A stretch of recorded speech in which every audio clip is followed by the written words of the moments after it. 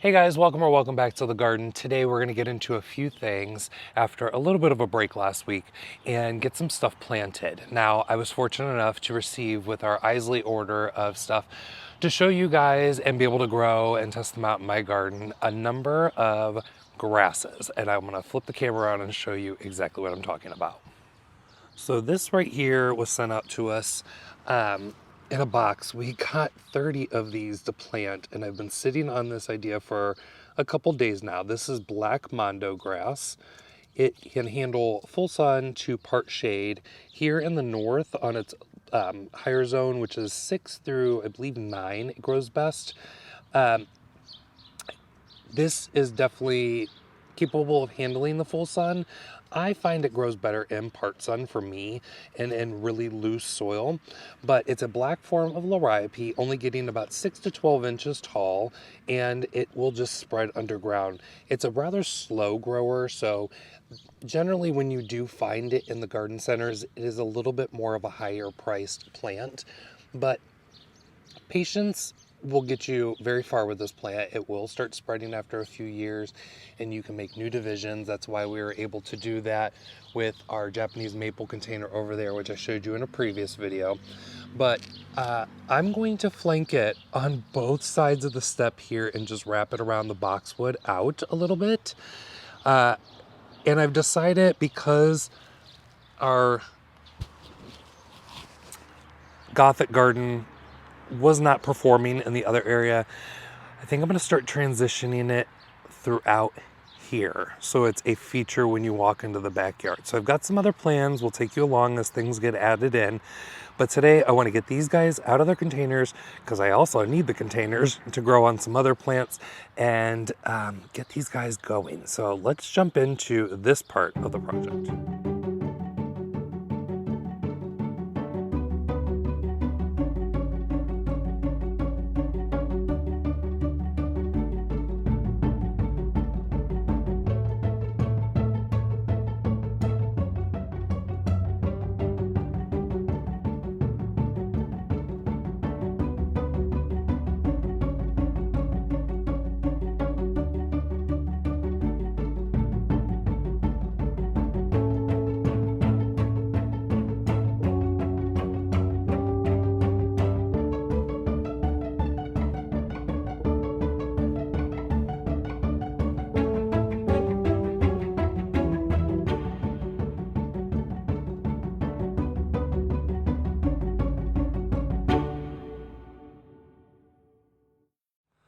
All right, so we got them all planted here. I absolutely love how this came out. It's very dark, it's very moody, perfect start to the Gothic garden. I love how it plays off with the, this is Thalia daffodil. And then if you look up here, we have some snakehead frotillas. Get the camera to focus on them. They're so pretty right now, and they just look absolutely gorgeous with them. Now there is some epimedium that's coming up. We'll decide if that stays or that goes later on, but these are snowdrops, and I think I'm gonna dig these up and divide them because you want to move them in the green. But I think this looks absolutely awesome and is the perfect start to this. Now you can also see there's a few other plants in here. There's some Carex radiata that I collected. I'm gonna take these out and I'm gonna move them down to another area of design that I'm working on. But there's also some ferns and some iris in here as well that'll be blooming white later on. We have our creepy mahonia, which is a great evergreen. It'll be starting to bloom here shortly, and they have really fragrant blooms. And then we'll continue on with the Gothic garden style down this way. I've got some plans to move some eclipse hydrangeas over by the bird bath area.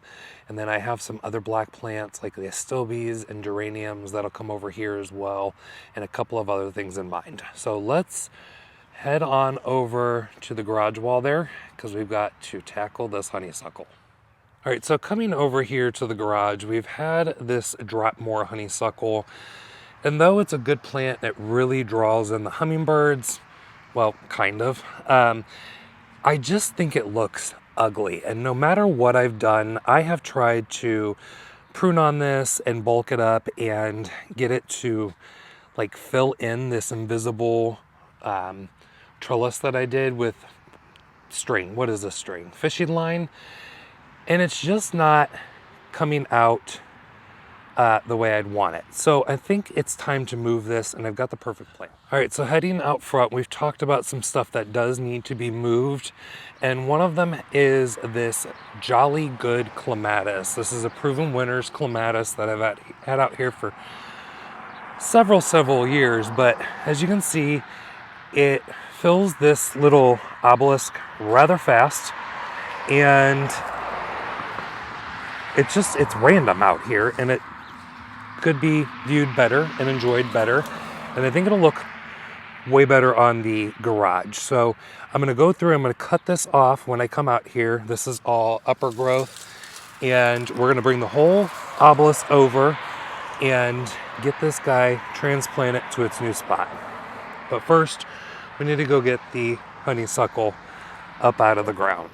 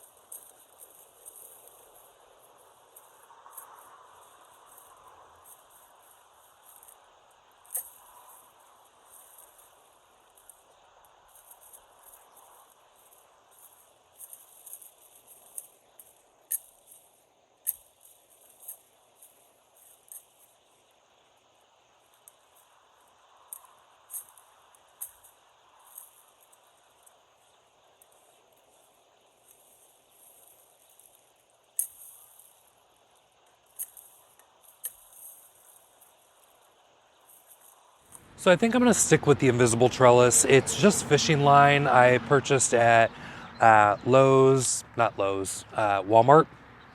And this is 250 yards, it's high strength line, 25 pounds. You could go higher if you really want to, but I have some nails already in place.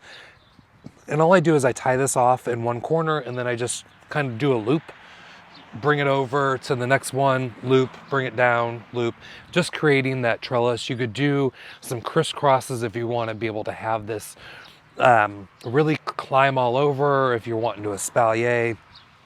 And then later, as this plant gets bigger, I would love it to kind of arch over the window. I have it in place already for the other variety that's over there, which is Avant-Garde. It's a smaller flowering one. It's a type 3, which also Jolly Good Jolly one is also a 3 as well. It is starting to get a bit chilly out here, so I'm gonna have to go get my hoodie here in a minute, but I'm gonna just quickly string this up, and then I'm gonna go over and dig up the clematis. There's kids out right now that are playing, and I don't wanna get them on camera, so I'm just gonna do it off camera and bring it over here, and then I'll show you what I'm gonna do.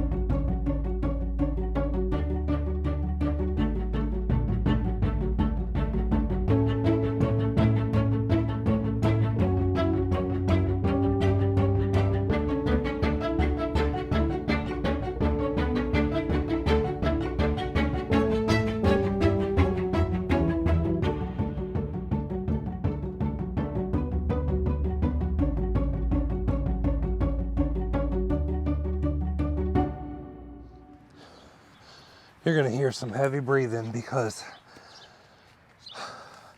I got a way more root ball than I was anticipating. And I didn't have this trug, so I had one hand underneath the root ball holding it, another one on this side, but also trying to balance the trellis that it's on so that it didn't snap off the top. Goodness gracious.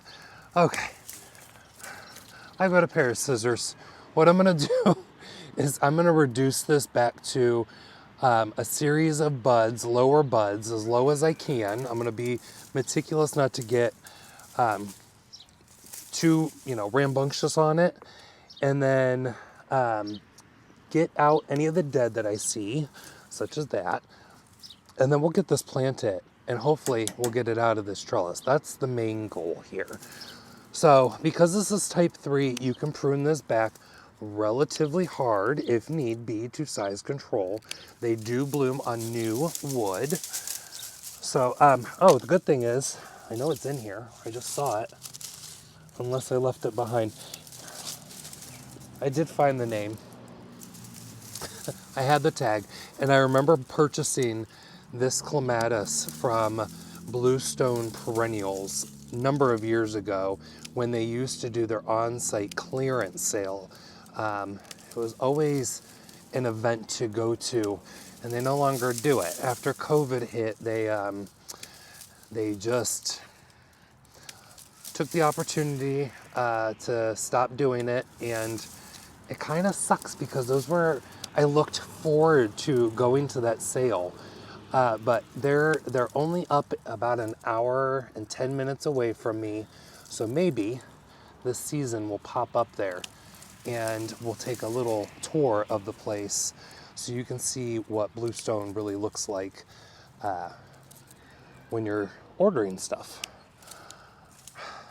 This is gonna take a little bit. We should probably speed this up, don't you think?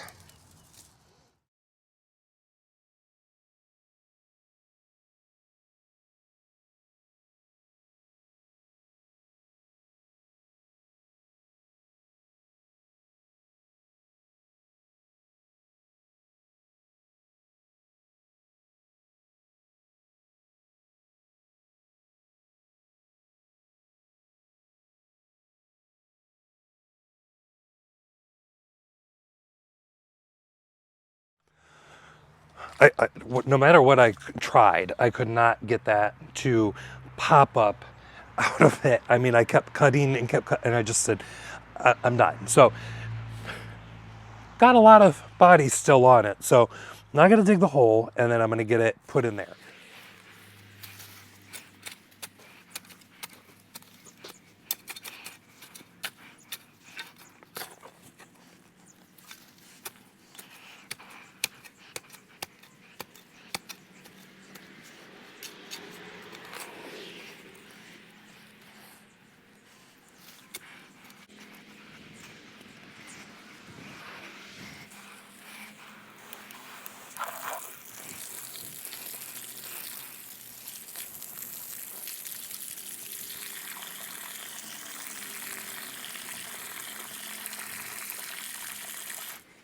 Should probably go get my fertilizer.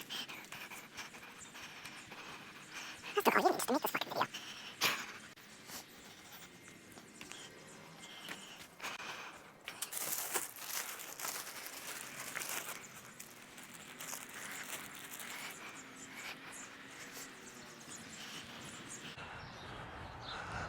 All right, you know it. I know it. It's fun to say, forget about it. Right in there. And now it's time to lift this bad boy into the spot.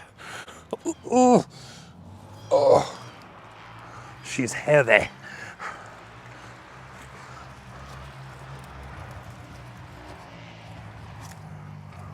There's like no good spot to step. All right. Sorry, tulips, you may get smushed. Not smart to do.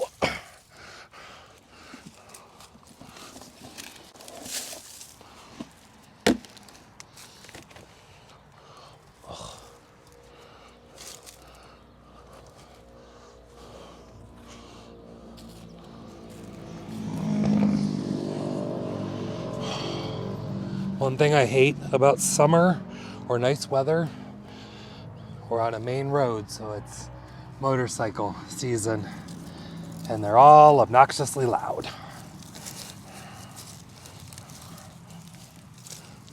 All right, so I'm not going to take away any soil from this area. I'm going to mound it up around the clematis, and I'm going to bury it slightly deeper. You can't bury clematis too deep. It's actually pretty beneficial to them to get them further down in the ground. Aaron, if you're watching this, correct me if I'm wrong. But this is more beneficial to them because they're prone to verticillium wilt, if I'm correct. So I always just bury them a little deeper. Plus, I mean, I just literally lifted this out of its happy place. So I want to ensure that all the roots are covered. And then I'll water this in again in a minute. But now I need to decide how I'm going to tie this. Oh, I broke this branch too. Is this one broke? It did get snapped. No, it did not. Oh, dramatic. Okay.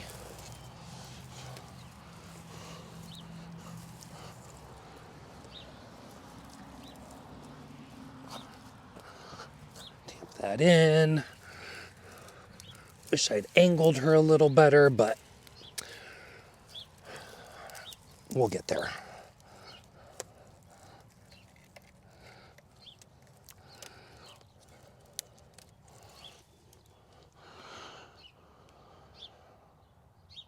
There we go. I need to go get some ties. All right, so generally I would be using Velcro tape to tie in anything, but this like grocery, like what is it, bread bag tie thing is really, really handy. I actually picked this up at the dollar store, I don't know, last year. Clicks like that, and then we can tie in the branches.